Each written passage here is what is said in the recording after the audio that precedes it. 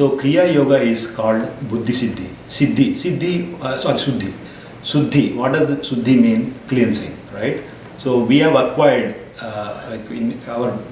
let me put it this way. Our mind has 4 components, right? Mano, Buddhi, Ahankara and Chitta.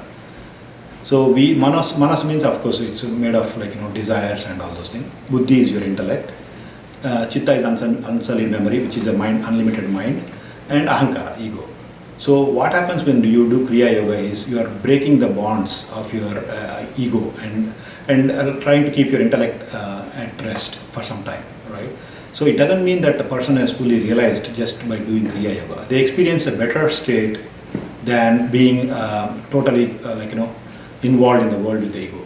But if you do this over a period of time, eventually you will ascend into the Sahasrara Chakra, the Samadhi state, right? Yet they do experience the bliss once in a while, but to sustain it, you have to keep doing it. Again, that's why I've had so many friends who did Kriya Yoga.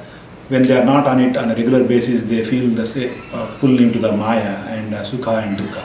So Sahaja Yoga is the contemplation. There is another way of ascending to the highest level. That is through Advaita Vedanta, right? For intellectual people, Kriya Yoga is more like a physical process where you are ascending to the higher cognition levels with breath. But it's like people who are not adept at it, or who don't have the time to do that, and if they are very highly intellectual, where their mind is highly engaged, right? They want to question and reason. For them, Vedanta means discussing, contemplation helps. So that is there is Ramakrishna mission, and they have a lot of subjects on that, Upanishads. Those are intellectual, engaging your mind in such a way that it will break out of the shackles. That's why I mentioned in my Kundalini diagram, at that 6th level of Ajna Chakra, life is for emancipation of the mind.